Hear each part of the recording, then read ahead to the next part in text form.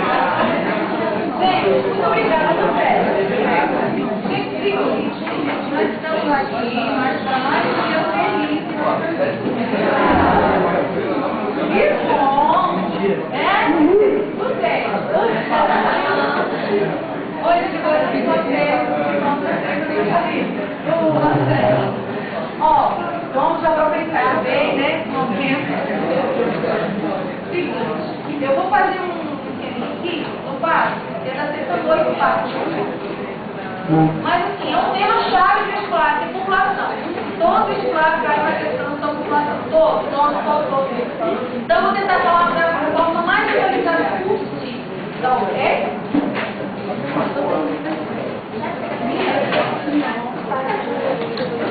Gente, a prova foi toda tão rápida, né? A prova já estava. Ninguém me avisou um negócio desse. Já estava, eu entrei em pânico. A gente só tem 2 aulas. Eu achei que ia ter até um mês a prova. Menina, falaram, a prova estava o quê? Sábado? Acho que vamos lá, deixar pra ele. Eu acho que nós não vai bater na prova.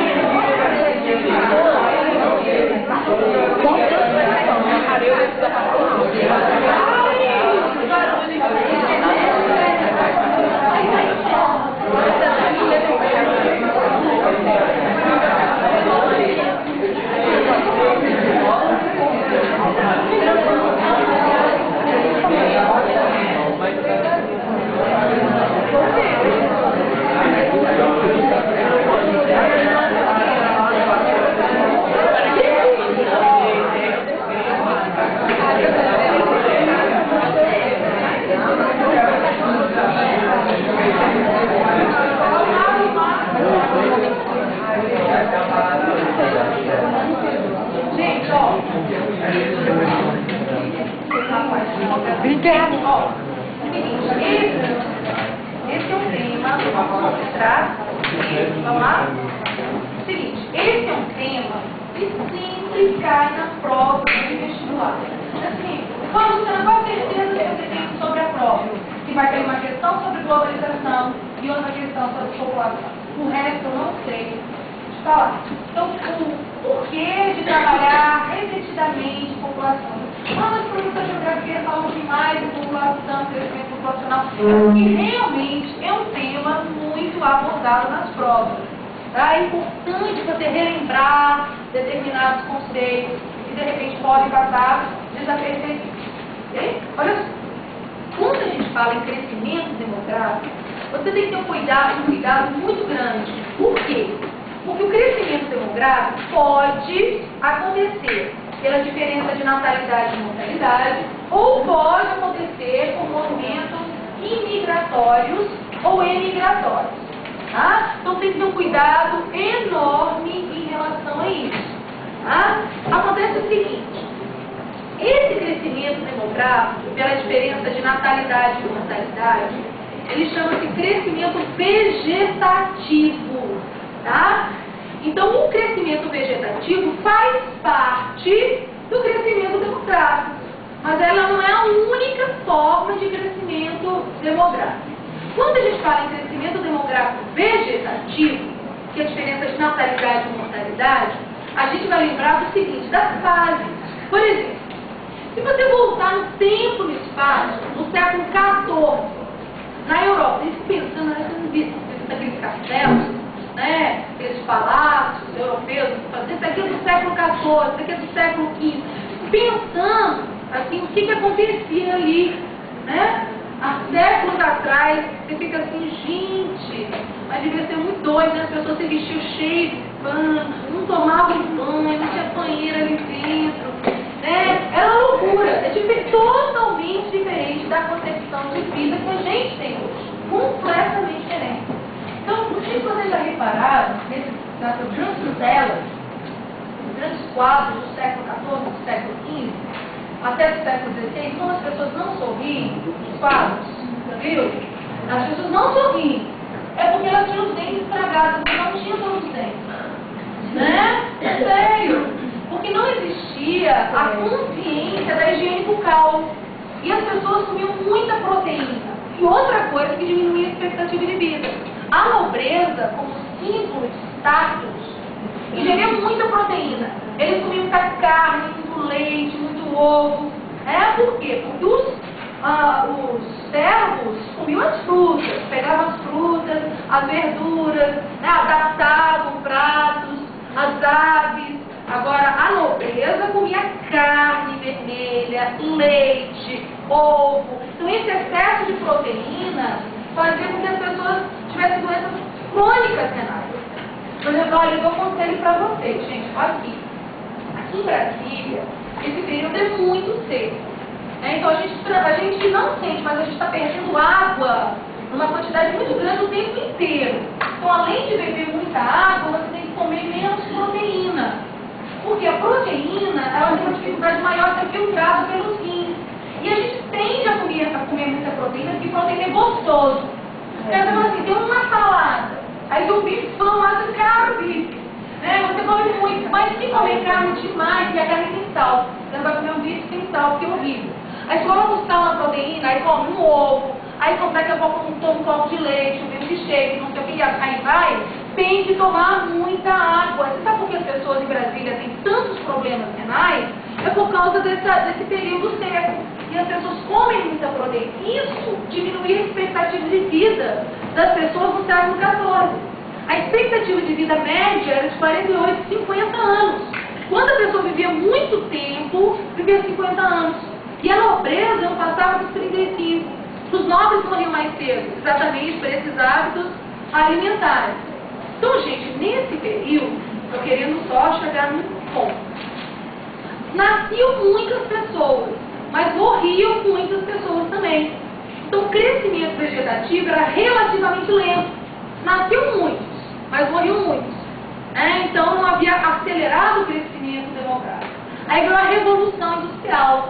Aí, na Revolução Industrial, eles quiseram aumentar a população para aumentar a força de trabalho e depois o mercado consumidor. Então, qual foi a primeira medida deles? Diminuir a mortalidade. O que nós podemos fazer para diminuir a mortalidade? Profilaxia, vacinas, antibióticos. Por exemplo, Nostradamus, ele surgiu exatamente nesse período. Tem um filme que fala a profecia de Nostradamus, quando ele fala que o médico, para operar as pessoas, tem que lavar as mãos. Ele foi considerado um louco, porque ele falava que o médico tinha que lavar as mãos antes de fazer uma cirurgia. Hoje, uma coisa inconcebível é você não lavar as mãos até mesmo no seu dia a dia. Então, a concepção adoção de determinadas medidas que foram diminuindo o número de mortes, além das vacinas, por exemplo, conjuntivite era uma doença que matava centenas, milhares de pessoas, né? Cachumba, rubéola, que hoje são consideradas doenças simples e dificilmente alguém morre por causa de uma conjuntivite, uma cachumba ou rubéola, levava centenas de milhares de pessoas à morte. Eles foram descobrindo os anticorpos e foi diminuindo o número de mortes. Mas isso trouxe um problema, porque eles conservaram altas as taxas de natalidade e diminuíram a mortalidade. Eles estavam caminhando para a superpopulação. Eles perceberam que muita gente é problemático, porque muita gente concorre a uma moradia, ao emprego, ao saneamento básico, uma série de itens. Então nós temos que diminuir a natalidade. Então começam as campanhas para diminuir o índice de natalidade, até que ambos se tornam baixos. Os países ricos nascem poucos e morrem poucos. Está concluída a transição demográfica. A UNB adora transição demográfica. Diga. Mas nessa revolução industrial, você tinha uma mortalidade pela quantidade de horas de trabalho, precariedade, se comparada à atual, tinha. Se comparada à mortalidade atual, sim. Mas ela era bem menor do que a natalidade, o que resultou numa superpopulação. Ok? Eu queria que a gente comparar, às vezes, o estilo de vida, o padrão de mortalidade, natalidade de 100 anos, 150 anos com o atual. Olha só, esse desenho é um desenho que mostra ritmo, não mostra números, tá? Nessa primeira fase, nasciam muitos e morriam muitos. Então o crescimento era relativamente estável. Nessa aqui veio a Revolução Industrial. Nascem muitos e começam a morrer menos. Aí caminhou para a superpopulação. Aí eles começam a diminuir o quê? A natalidade, diminuindo junto a mortalidade. Até que na quarta, ambas se tornam baixas, concluindo a transição demográfica. Luciana, qual que é a transição demográfica? Gente, a transição demográfica é essa curva. Aqui nascem muitos e morrem muitos. Alta natalidade, alta mortalidade. Aqui, alta natalidade, já começa a declinar a mortalidade. Aqui, declinou a mortalidade, começa a declinar a natalidade. Baixa natalidade, baixa mortalidade. E essa curva, você faz um triângulo aqui, tá? Esse triângulo representa a transição demográfica. Agora, interessante, o Brasil, ele vem diminuindo o ritmo do seu crescimento demográfico nos últimos tempos? Bem, mas o Brasil já é estável no seu crescimento demográfico? Não, então o Brasil estaria por aqui, ó. O Brasil já viveu esse período de grande crescimento demográfico? Já. Quando o Brasil, Getúlio Vargas, no início da substituição de importações, lembram disso, no segundo plano? No início da substituição de importações, Getúlio Vargas fez uma política natalista, uma política demográfica natalista, ou seja, quem tivesse filhos e fosse casado recebia aumento, né, salarial, para aumentar a população, para aumentar a força de trabalho e mercado consumidor no Brasil. Só que o excesso de pessoas no Brasil comprometeu a qualidade de vida como um todo, até do próprio Estado. O que pensa?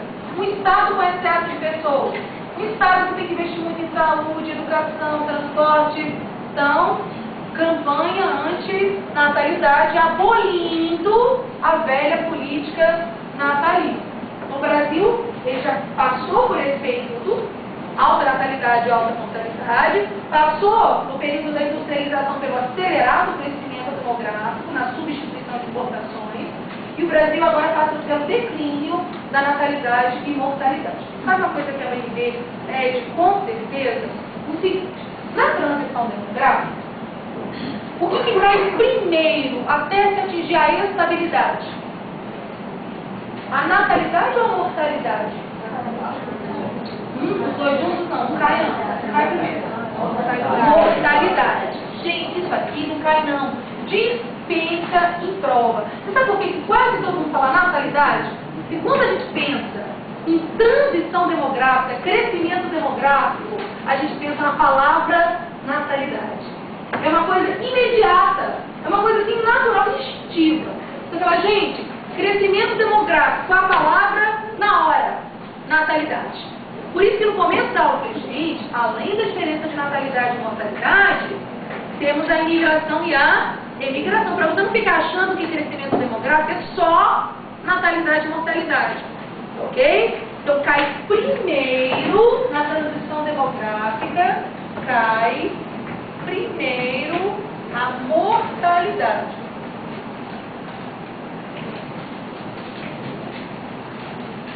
Até que seja atingida a estabilidade, com baixa taxa de mortalidade e baixa taxa de natalidade. Ok? Então, inicialmente, quando cai a mortalidade em relação à natalidade, vai crescer, não vai? Mas quando você diminui a mortalidade infantil, por exemplo, você está melhorando a qualidade de vida das pessoas. Só o fato de o país ter reduzido a mortalidade infantil significa melhoria da qualidade de vida das pessoas. Já cria perspectiva. A gente vai entrar na teoria malthusiana, né, malthusiana para especificar melhor isso. Mas até aí, transição demográfica, tudo bem? Gente, a UNB, ela faz uma diferença enorme entre política e campanha. Campanha demográfica não é a mesma coisa que política. Luciana, qual é a diferença entre política e campanha? Política é quando tem algum incisivo, de preferência na lei, que inibe a natalidade ou que estimula. Por exemplo, se existisse uma lei no Brasil, como já existiu no período Vargas, uma lei, a nossa Constituição, seus respectivos artigos e parágrafos, etc., que falasse o seguinte: as pessoas casadas têm um aumento de 30% no salário e 10% de aumento por filho. Não está estimulando a natalidade? Tá. Se ele falasse assim, olha, quem tem um filho vai pagar 50% menos imposto, não está estimulando a natalidade? Tá. É algo constitucional? É. Isso é uma política demográfica. Se ele fala, olha, tenho filhos, olha só que bom ter filho, mas sem obrigar as pessoas, é o quê? Uma campanha. Então, no Brasil, não tem, nem nunca teve política antinatalista. Ah, Luciana, mas o ritmo do nosso crescimento demográfico não está caindo? Tá. A gente não está na curvinha ali, indo a caminho da estabilidade? Tá. Mas nunca existiu no nosso país, nunca existiu no nosso país política mas tem campanha. E a campanha vai depender de governo para governo. Fernando Henrique Cardoso tinha uma campanha. Entrou o Lula se responsabiliza por essa campanha. Por exemplo, a campanha da AIDS diminuiu a natalidade? Diminuiu. Porque para combater uma doença infecto-contagiosa, as pessoas usam um método que também é anticoncepcional. Tá? Então, na verdade, as campanhas, às vezes para doenças sexualmente transmissíveis, podem funcionar como métodos anticoncepcionais. Ah, mas no Brasil sempre foi campanha. Tá? Campanha. Aí apareceu na UNB, você já deve ter visto em prova isso aí. Apareceu na UNB no ano 2001 falando que o salário família, olha como é que eles colocaram. O salário família é constitucional. Aí deram o número da lei, do artigo do parágrafo. Constitui um incremento salarial aos trabalhadores brasileiros, portanto, é uma medida que caracteriza uma política natalista no Brasil. É falso. Você sabe quanto é o salário de família? 13 centavos. Eu acho que eu vou com filho com 13 centavos, né? Tá tentador. Tô pensando seriamente, né? Gente, os mosquitos me pegar tudo. O pé todo perebento, ó. Mosquito, é um festinha de aniversário de criança, cara. E eu tô assim, na beira do lago. Gente, tem uma coisa que me engana meu pé. E a minha tia tem um pernilongo engraçado. Não sentiu, não. Não. Gente,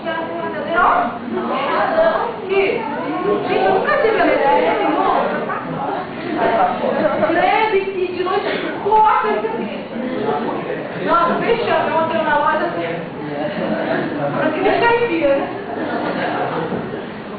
Tudo bem, gente? Até aí tudo certinho?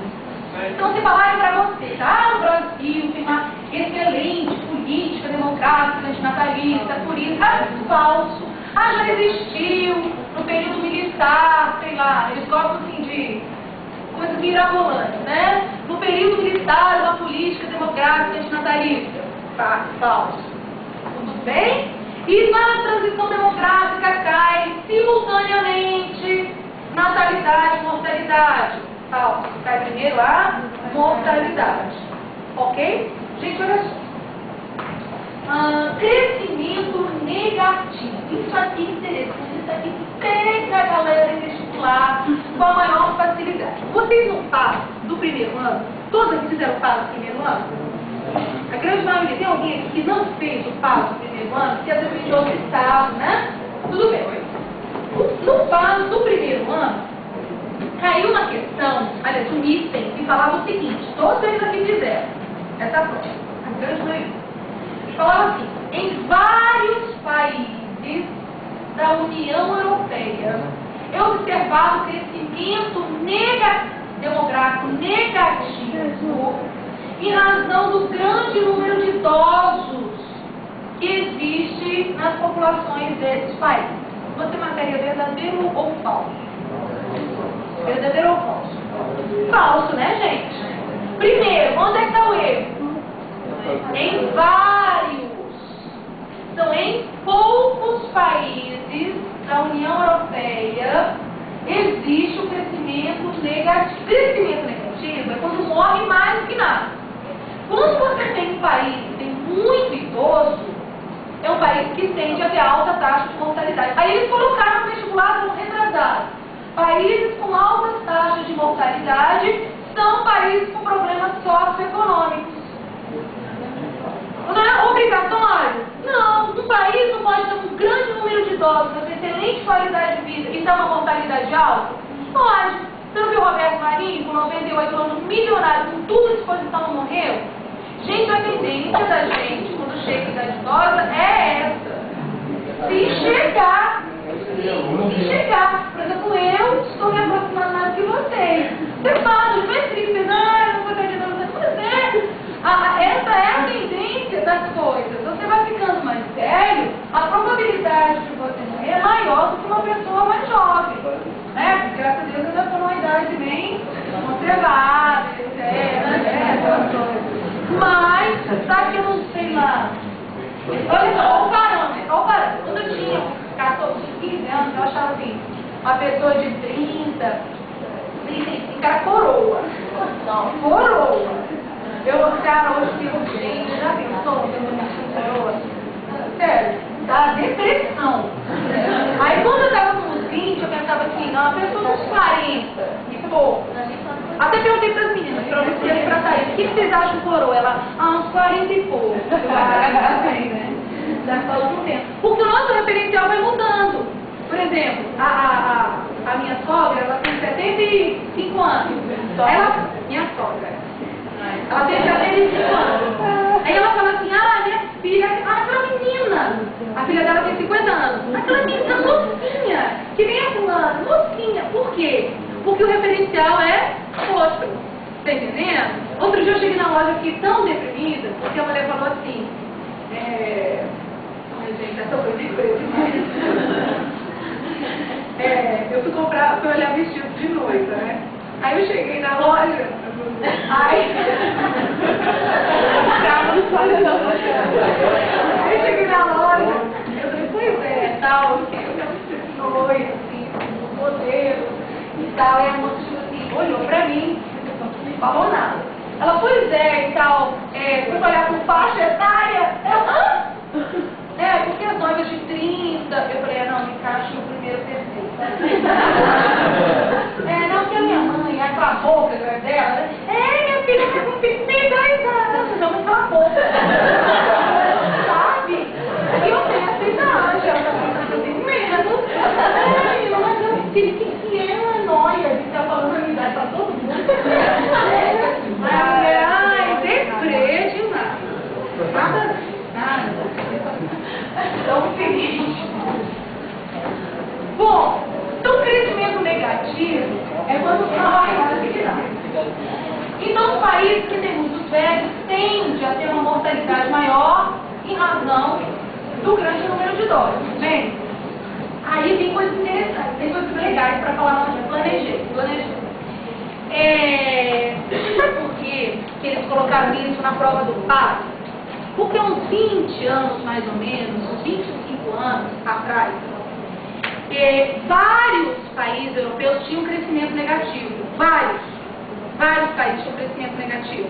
A França teve crescimento negativo, a Inglaterra teve crescimento negativo, a Alemanha teve crescimento negativo. Gente, crescimento negativo traz um problema sério, que é a deficiência de população economicamente ativa, a PEA. Tá? Porque, na verdade, por melhor que seja a tecnologia, se você diminui a população economicamente ativa, você traz um desequilíbrio na estrutura econômica do país. Ok?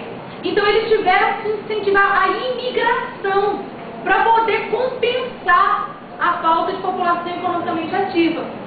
Aí pensa, precisamos de população econômica. Aí vai brasileiro, argentino, chileno, canadense, mexicano, americano, e agora a gente diz estadunidense, para especificar de qual país da América vem o indivíduo. Estadunidense, tal, australiano. Gente, uma mistura étnica, uma mistura de valores, de processos formativos. E isso levou o quê? A conflitos, porque a Europa já é uma mistura enorme de etnias, de cultura, de valores, de comportamentos e tudo aquilo que envolve etnia. Xenofobia, aversão ao estrangeiro. Aí eles começaram a incentivar a natalidade. Então hoje, em vários países da União Europeia, você tem política natalista. Por exemplo, na França, a licença maternidade é de 2 anos. Na Alemanha, 3 anos. Na Inglaterra, 3 anos.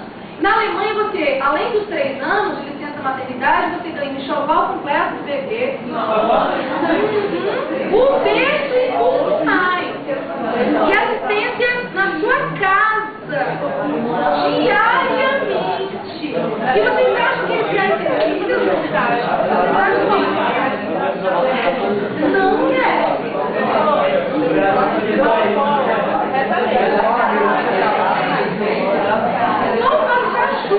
E a atriz é engraçada, uma surge de gravidez. Só, né? Aqui não precisa nem disso, né? Só o fato da Xuxa ter engravidado é um surto de gravidez no país inteiro. Imagina uma política demográfica natalista. Mas, gente, mesmo assim, mesmo, dando tudo, enxoval, dedo, 2 anos de licença maternidade, tudo, as pessoas não têm filhos. Eles estão com um crescimento menor do que eles planejaram. Por quê? Porque é cultural. As mulheres, a sociedade, não vou dizer só as mulheres não, elas não veem com bons olhos a maternidade. Eu tenho uma aluna aqui no Garuá, ela está no 2º ano, e ela falou, poxa, minha tia mora na Alemanha, a tia dela mora em Frankfurt, e ela falou que a tia dela teve um bebezinho no ano passado e que ela fez uma festinha lá para o bebê dela. Todos os vizinhos que foram, nenhum tinha filho, e levavam os cachorros. Eles preferem ter cachorro do que ter filho. Isso é criticado, nossa, é brasileiro mesmo, né? Ter filho, sabe? Por quê? Porque é cultural. Está entendendo? É um comportamento social. Porque eles passam por muitas guerras. Então as mulheres participaram da reconstrução, a natalidade prejudica de certa forma. Então eles têm esse comportamento, é cultural. Eles têm que julgar coisas culturais. Entendeu? Pra gente é estranho.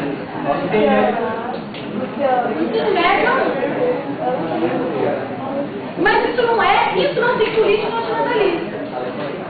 Isso já do próprio comportamento social. Uma coisa curiosa, vou comentar com vocês aqui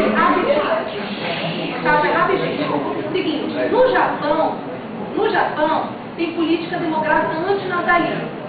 Então no Japão é assim, quem tem mais do que 2 filhos, porque o número máximo são 2, tá? Quem tem mais do que 2 filhos paga 5 vezes mais imposto. É por meio do imposto que eles conseguem inibir a natalidade. Já na China, a legalização do aborto. Então, na China, é a política do filho único. Você só pode ter um filho. Então, quem está gestante tem que levar uma autorização do Estado, tem que comunicar ao Estado que está grávida e ter autorização do Estado para permanecer grávida. Então, a mulher ela anda com uma identificação tipo essa da LOA quando ela está grávida. Se ela é abortada na rua, ela está sem a identificação, ela está gestante, ela tem que mostrar a identificação, ela tem que ir na casa dela mostrar, olha, tem permissão do Estado, do Estado. Se ela estiver driblando, ela já tem um filho, mas está grávida do segundo filho, mas não comunicou o Estado e tal, ela é obrigada a fazer o aborto até o 8º mês. Ela é encaminhada com uma clínica, obrigada a fazer o aborto até o 8º mês. É cruel demais, mas é a realidade da política demográfica antinatalista da China. E mais, tem uma coisa mais interessante aqui do que isso, mais assim, estranho. Na China, eles valorizam o homem na estruturação social. É o homem, é assim, olha só como é que eles valorizam, deixa eu explicar. O filho, tem um filho só, não é? Filho único. O filho, ele é o responsável por cuidar do pai e da mãe durante toda a velhice. Então, durante toda a velhice, o filho tem que cuidar do pai e da mãe. A filha não. Então, se você só tem direito a ter um filho e você tem uma filha, até comentei com você já, lembrei da gente, né? Se você tem a filha, né, você está desamparado durante a velhice. Então, eles abandonam muitas crianças do sexo feminino, falando que a criança morreu ou que a criança nunca existiu e tal, tentando ter um segundo filho. Agora, se a gravidez for gemelar, né, aí já há exceção. Claro que não é que nasceu jeito, só pode ter um segundo gemelar, de jeito nenhum. A gravidez gemelar é uma coisa natural. Tem jeito também. Aí eu vou pra Espanha. Você.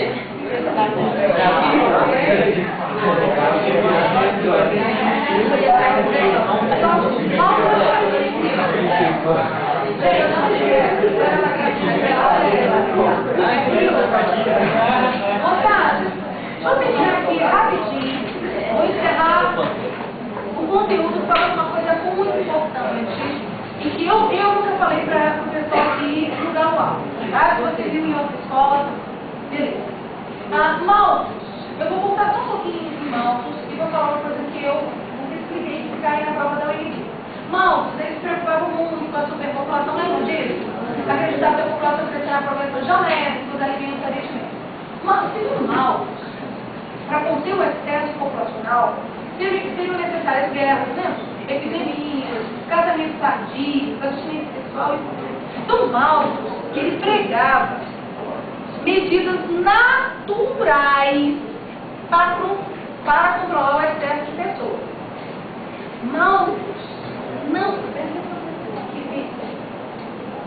Malthus, ele não responsabilizava o Estado pelo controle da natalidade.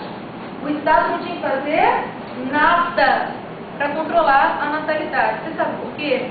Porque Malthus era adepto do liberalismo econômico. Lembram do liberalismo econômico que surgiu da burguesia e que dependia da não intervenção do Estado na economia? Malthus era liberal. Malthus, como liberal, não defendia a intervenção do Estado no controle da natalidade. Ele pregava que fatores externos, naturais, iam conter o excesso de pessoas. Aí, no futuro, vieram os neo-malthusianos. Lembra que são malthusianos? Gente, neo-malthusiano, nome já diz, novos malthusianos. Então, eles acreditam na teoria de Malthus? Acreditam, só que de forma mais atualizada.